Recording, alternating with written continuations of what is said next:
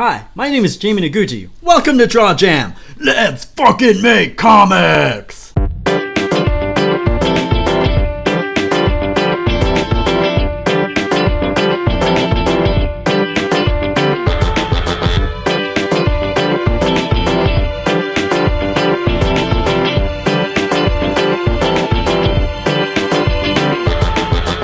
Draw Jam!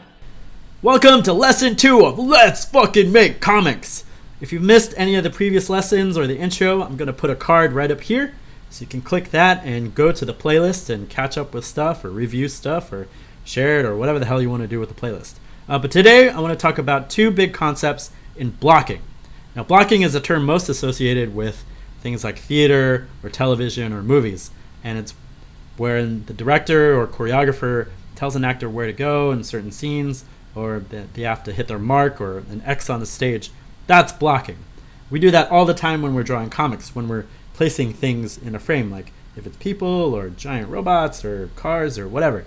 Anytime we're putting anything in a frame, that's us figuring out the blocking, besides drawing and all this other stuff.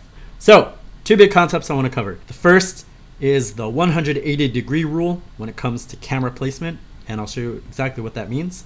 And the second is Wally Wood's 22 panels that always work, which is more like a reference sheet, which I'll link to in the show notes.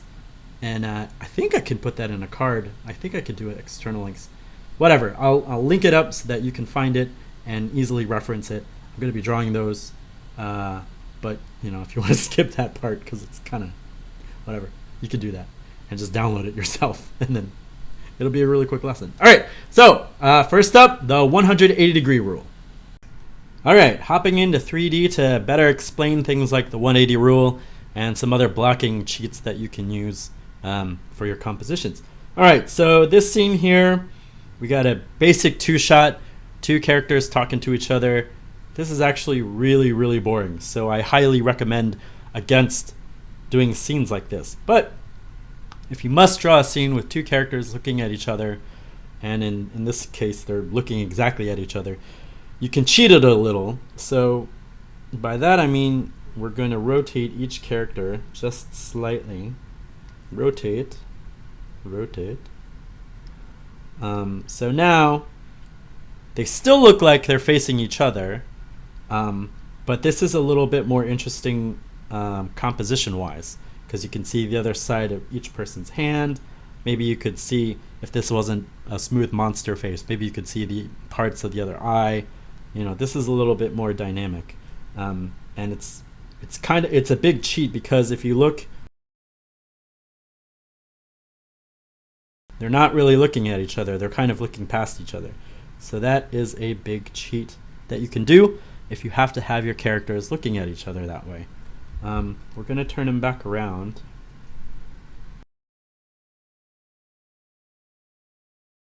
Alright, so the 180 rule. So this big Pokeball thing here on the left side, the green area represents the 180 degrees in which your camera can be when you're shooting a scene. The red area is a bad place. It is a terrible place. If you go there, your film will end up in the trash. It's not true.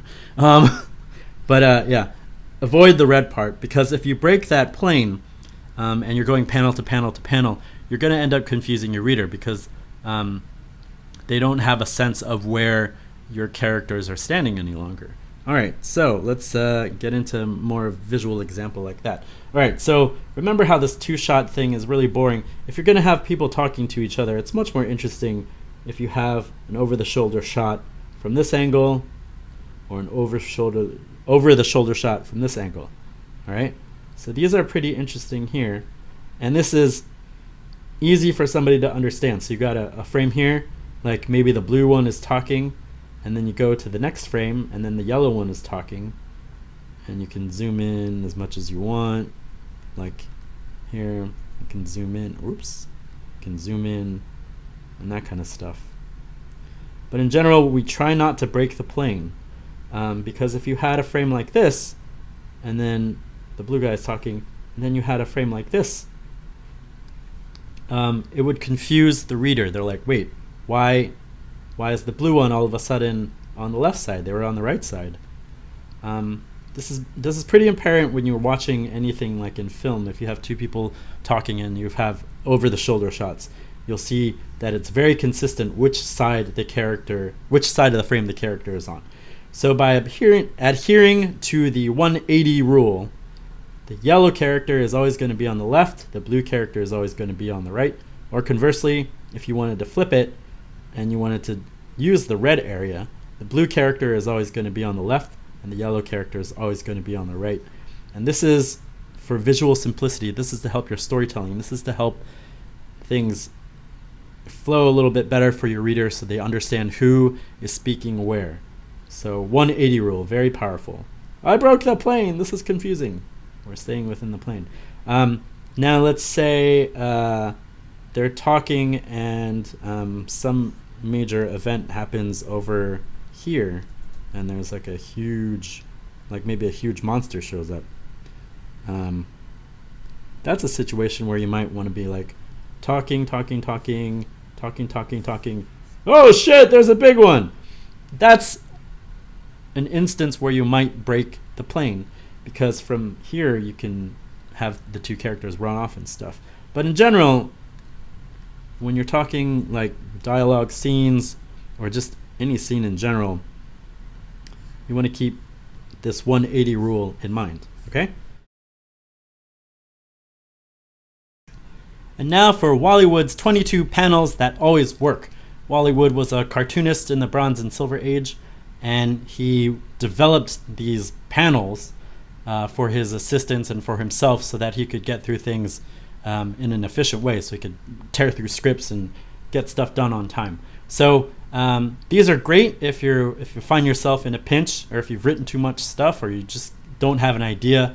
You can use this as a reference sheet to get yourself out of a bind. I'm going to draw them individually, one by one, so you can watch me do it. And then I'll link in the show notes, so if you don't want to sit through the next, half hour or so of me drawing these stupid things, to just see the reference yourself and see the way Wally Wood did it. But this is great. It's a lot of fun to play with.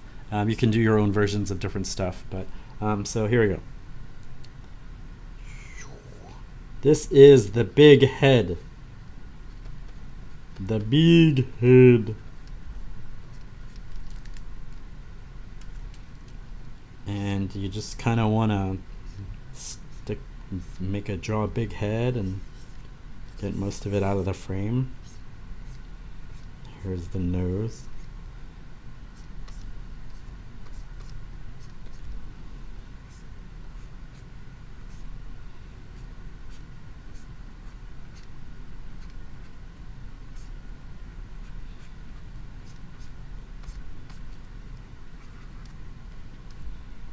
It's like a really bad ukiyo-e painting. Alright. Then we have the extreme close-up.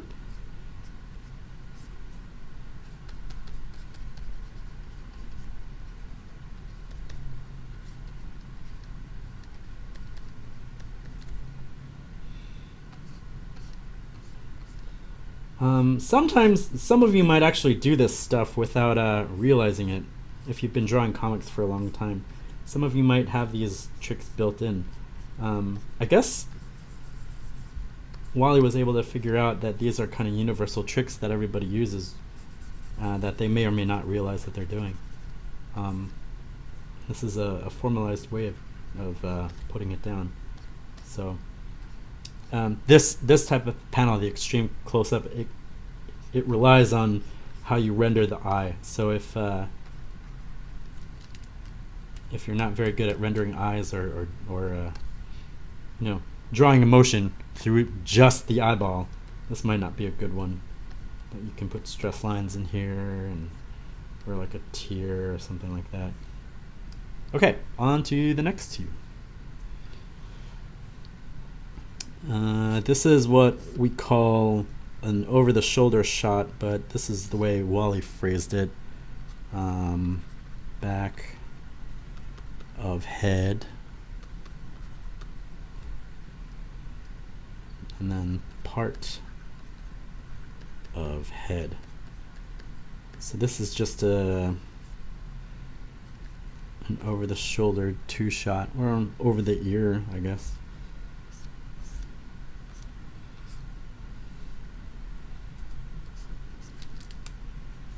You can tell that I'm really good at drawing things, you guys.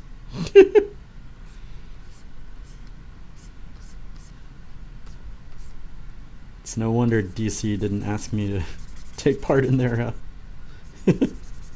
their illustrator workshop, or their cartoonist workshop. Part of the head. Here's the other part of the head. Oh, one thing you want to do when you're drawing this type of setup, you want to line up the eyes on the same plane. So this person's eyes would fall right around here, so you want to make this person's eyes fall right around here. And then this is part of this person's head. Oh no! Oh no!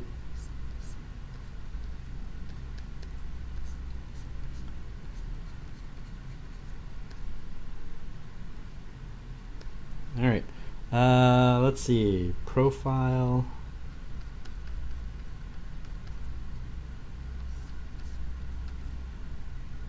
No background. Alright, you just saw me talking trash about this one, this type of layout in the previous demonstration. But like I said, if you have to do it, you have to do it. Although the way he positions this one, it's completely in profile. There's no cheating towards the camera. And I guess this can work. I don't prefer this kind of setup. But, you know, to each their own.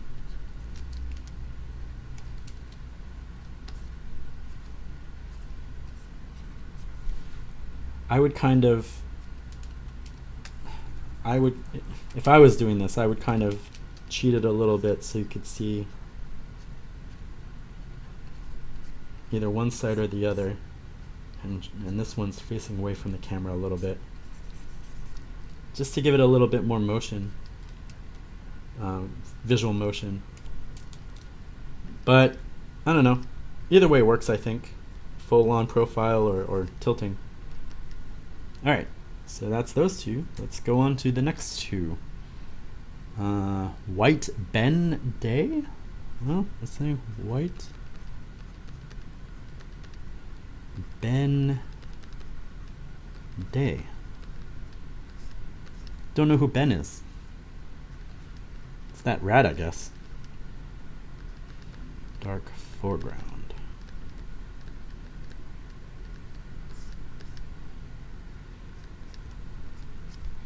Alright, so we've got a figure.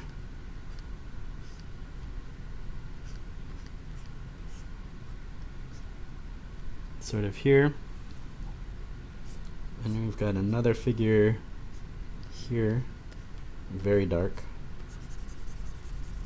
almost in silhouette.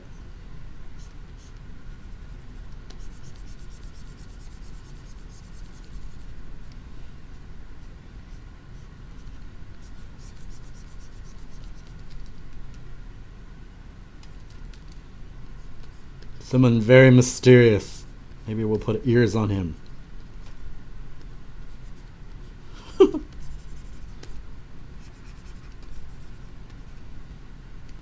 Alright, let's see. Open panel. Complete object.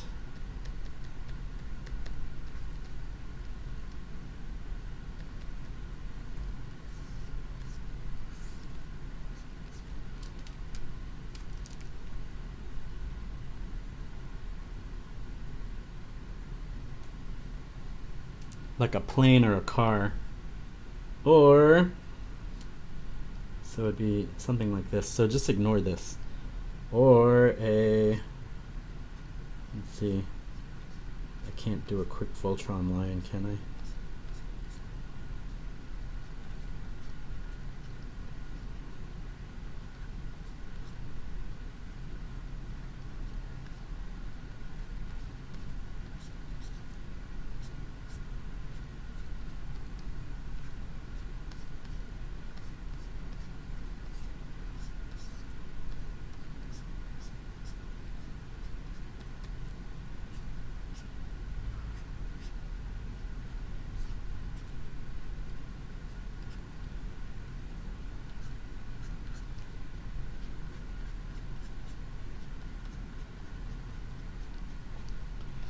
All right, I like doing this without using. I like doing this one, getting rid of the panel borders sometimes because it breaks things up visually. Also, it's kind of lazy because this kind of thing means you don't have to draw a background. So that's another good cheat. So all right, let's turn on the frames again. Let's see, next two. So we have all black.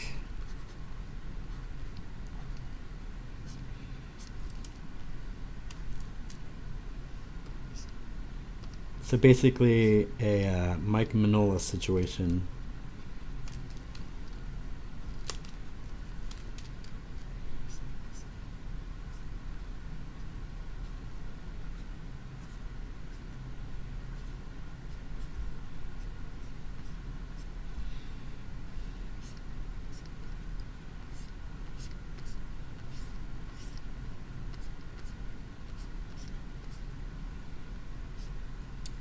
Make it all black, all layers. Boom.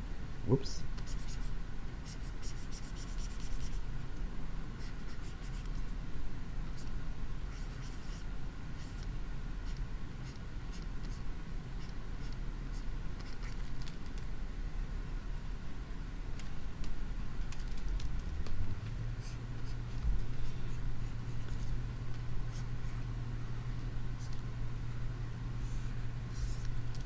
Then you can cut in with like some rim lights if you want to define things like shirts and stuff. That's a really dramatic one. Alright, one big objet.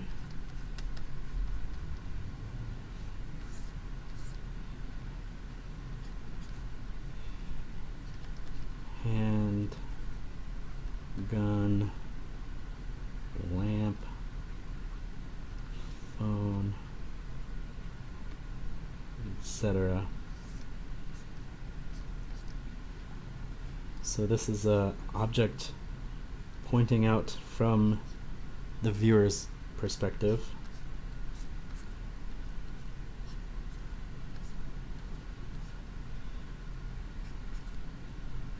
Pointing at someone freaking out here, going like, oh no, it's a hand, or a gun, or a lamp, or a phone.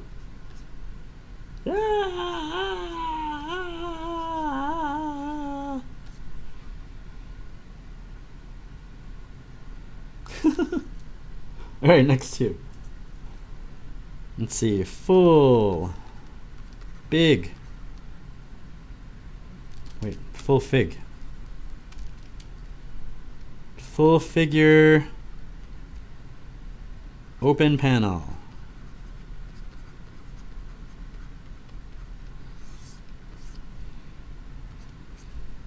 So I'll turn off this and we'll draw a dude or a big lady or something like that.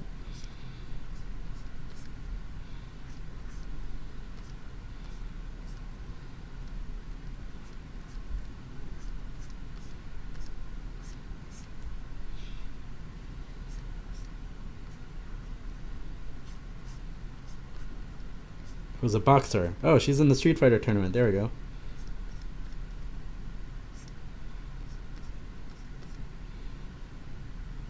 Whoa, whoa, boxer lady.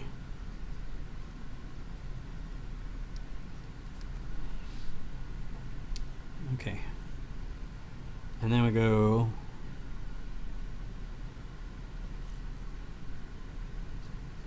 reverse, silhouette,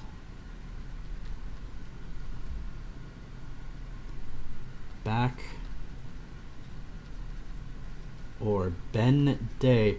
Ben must stand for something, or I don't know. It must be shorthand for like beautiful day or Bene Day or something. I don't know. But that's the phrase that he uses here. And so we've got another full figure. Do-do-do-do.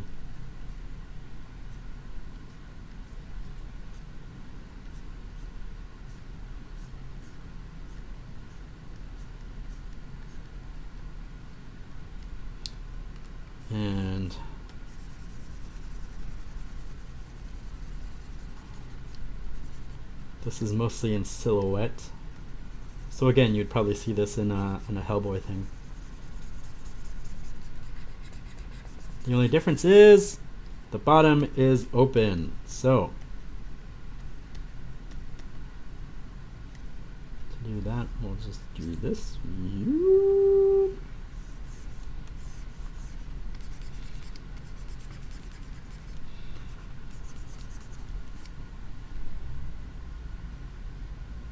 Pretty cool. All right, next two. Here we have Small Fig,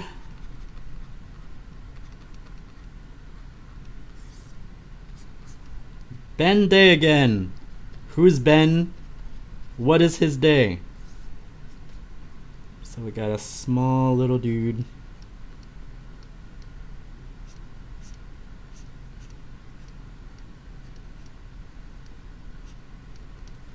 And a really nice day. Whee!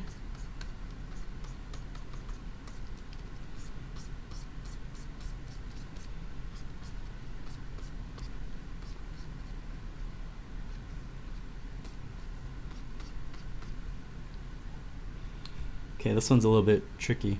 It just says depth. So we're gonna have a couple of levels to this panel. So first level, we got someone coming out of a trapdoor.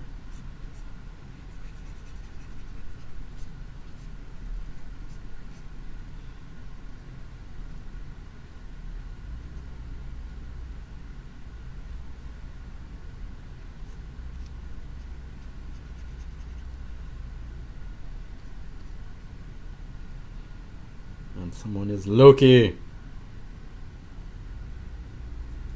That's terrible.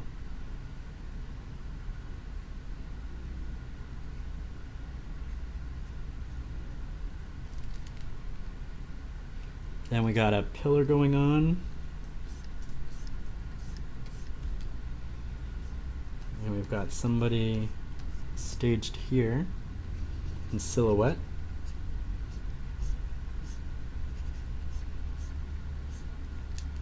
Remember, this is not to scale because this is a terrible, terrible drawing. Then we've got another person back here opening a door.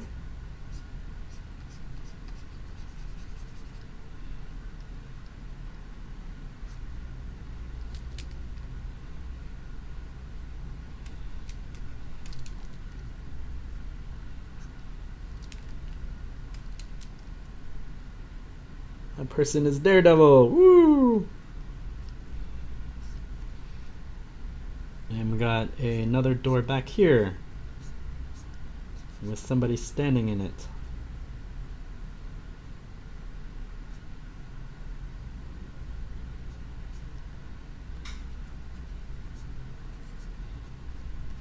And this is just called depth. So my suggestion is, if you were to draw a scene like this, try to lay out your perspective guides just to give yourself an idea of what you're doing instead of just kind of making it up as I go along. But something like this, everybody should be in the same, in different planes, but they should all be in the same space. A nice little cheat for that kind of thing is to make sure the hip level is the same for all the characters that are standing up. So this is not at all in proportion to what it should be. But if everybody's hip lies on the horizon line, that'll place them in the scene a little bit better. So if you want to go the depth route, make sure you have different layers in here, and I don't know, give yourself some visual guidelines before you start jumping into that panel. Okay, next two. Shot down.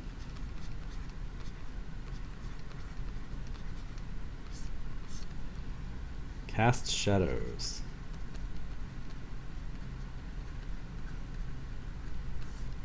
This is the ever dramatic helicopter shot. Whoop. Or dun, dun, dun, dun, dun, dun, dun, dun, dun.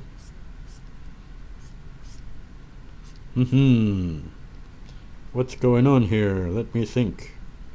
Dun, dun, dun, dun, dun, dun, dun, dun, dun, dun. Spooky shadows. Yo.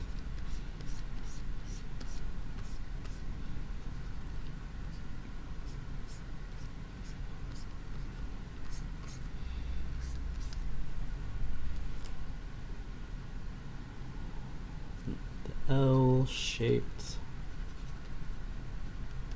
silhouette.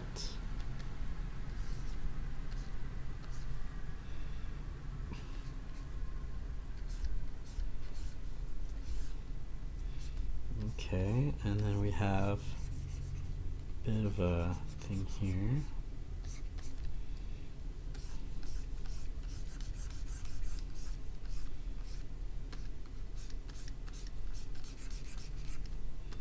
And we'll make this a trash can. And we'll put Spidey's outfit in here.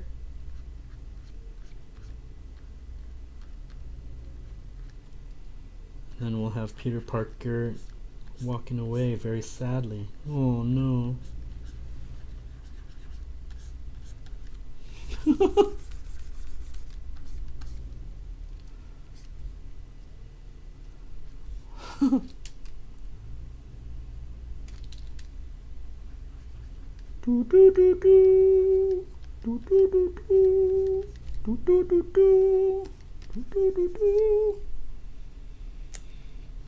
There you go.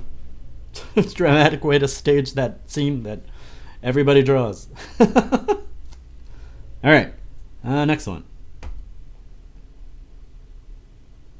I don't actually know what the this one is weird. What does this say?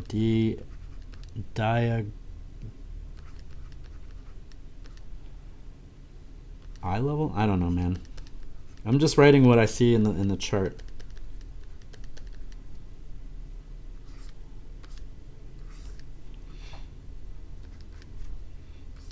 I guess the idea is that one person is talking down to the other.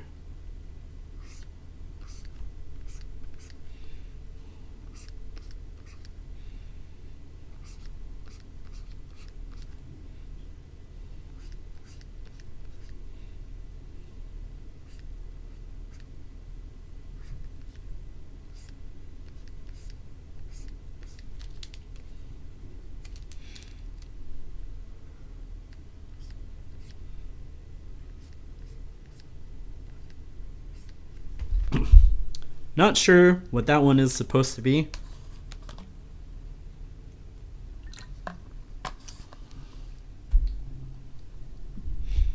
Okay. But this is what it looks like in the chart. Well, without this eye line here. But that's kind of where the eye line would be going. So, I don't know. Alright, next one. Side light.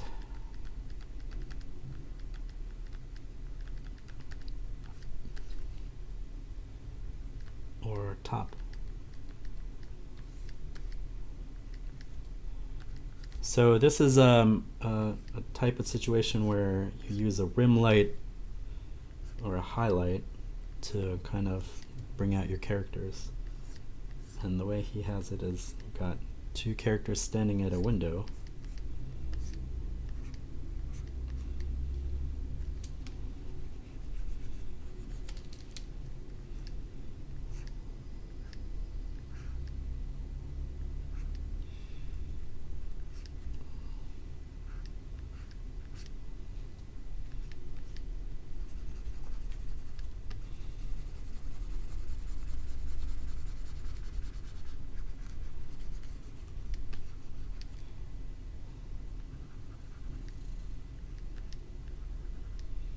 And this one's lit from the side, which would make it a side light.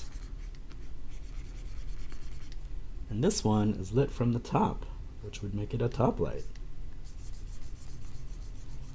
In general, this term is called a rim light. And when you work in 3D, you can cheat by adding extra lights to kind of pull out a character from the background. So you can shoot a light from behind to kind of give the character a white edge.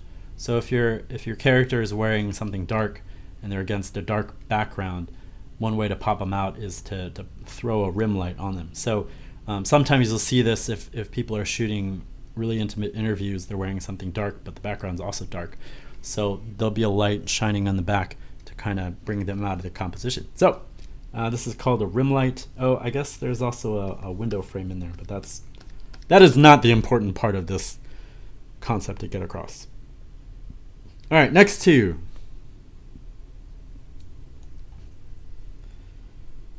Reflection.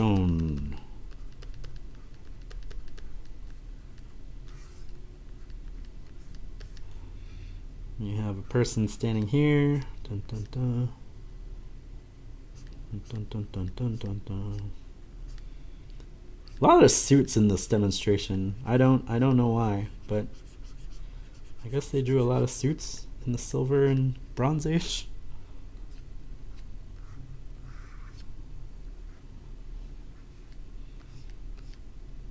And then this is the reflection. Although if I was to do it, it would be like a demon. Roar! Roar!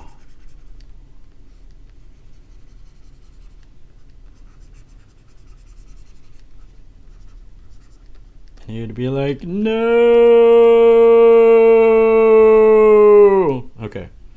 Maybe not. Alright.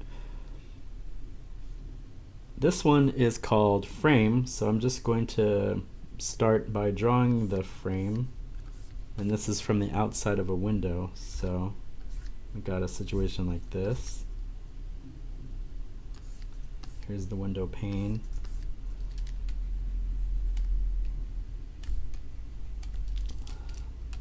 That's a little bit big.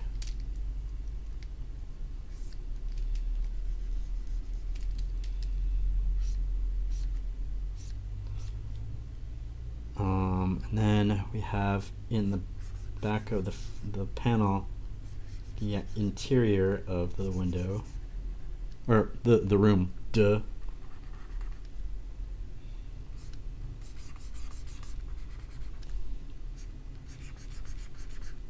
Here's like a little frog.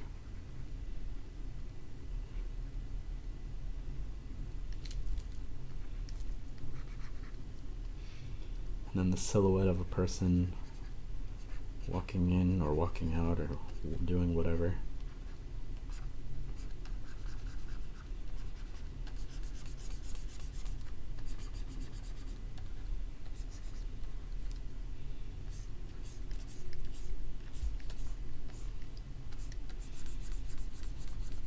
So again, something you'll see in like a Hellboy comic or a Sin City comic. Very chiaroscuro with lots of blacks and dramatic shadows. This is called frame. Frame. Okay, next two.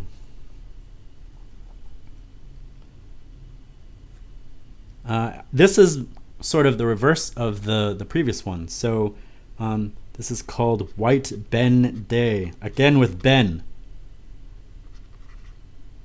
Ben Day. Ben Day BG. And silhouette. So this is pretty much the reverse of the last one. So this could be what's going on inside that thing. If you wanted to do something like that. And then here are the curtains.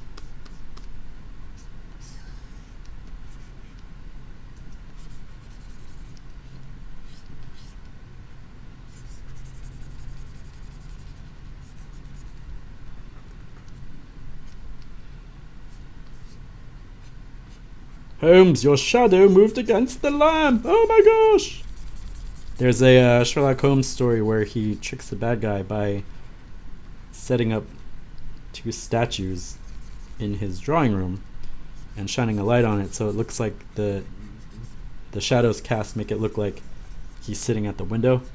And then there's like a record player or something or some sort of automation that he uses to rock it back and forth.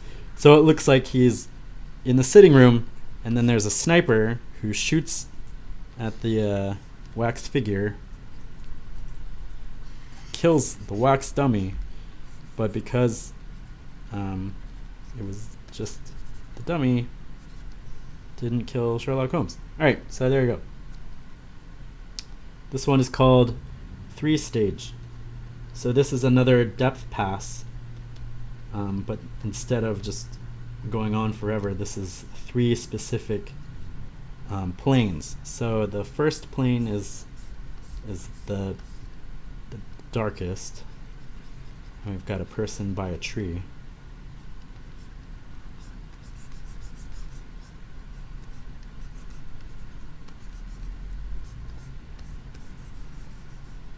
It's very, very dramatic. So this is the closest plane.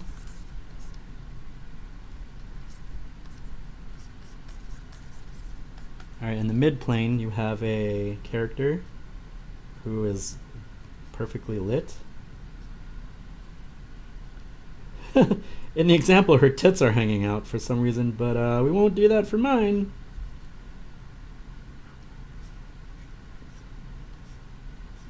And just give her big Chun-Li thighs. Oh no! And then behind her is some more silhouette stuff. So that would be the third plane. And this gives you depth into your scene, so it makes it feel like there's more going on. You can do all sorts of stuff.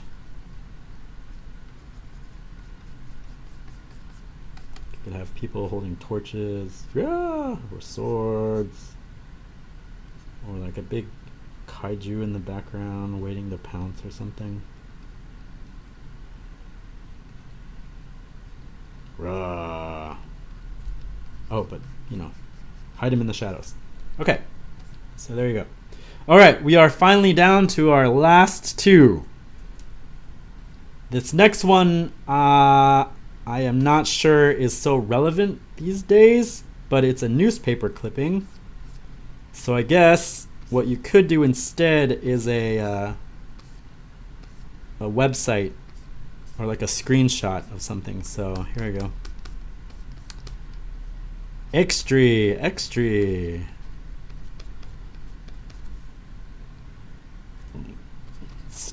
Stuff. Or, you know, you can make it a YouTube clip.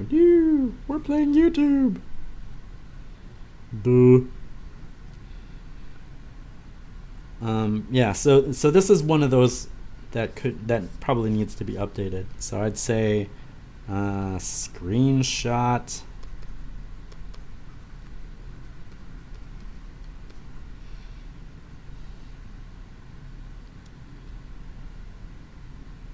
Or video still, or something along those lines. And then finally we have what is called contrast. And this is basically the Sin City way of rendering things. So there's no real outlines, it's just all shadow. So let me see if I can imitate this. I'm doing a really poor job of doing this as it is. You all should just end the video where you are now and download the real thing, because this is embarrassing and terrible. And you might be thinking, well, how is this asshole teaching us anything? He can't even fucking draw. And you'd be right.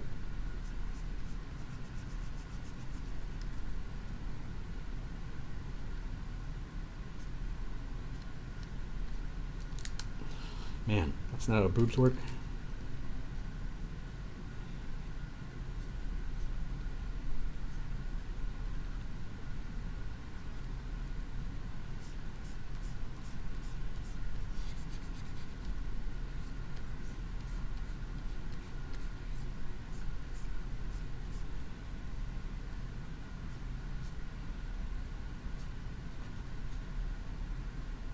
And again, in this kind of thing, you want to keep the eye level the same. So let me fix that. But that helps seem like both characters are in the same space. If the planes all line up, if the level of the eye lines up. It makes it seem like they're both in the same spot. So that's one extra hint I would give you for a situation like this. Make sure the eyes line up. Make sure if the eyes aren't lining up, make sure the hips line up. Make sure something about your characters lines up. It'll give the illusion or reinforce the idea that they're in the same spot.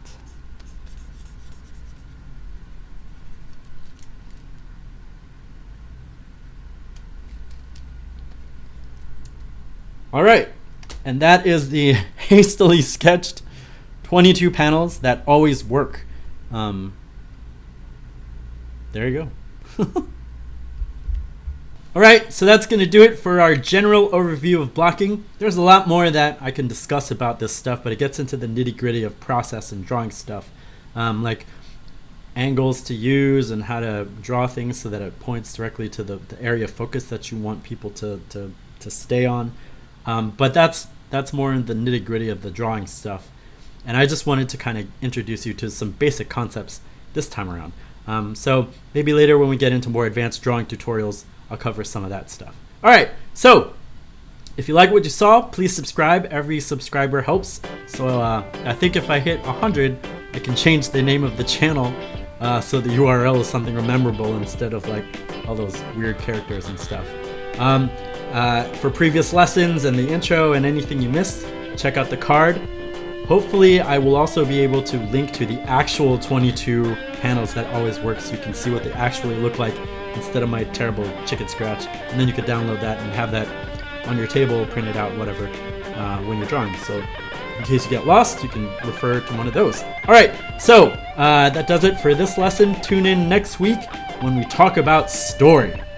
All right, thanks again, and I'll check you later. Bye.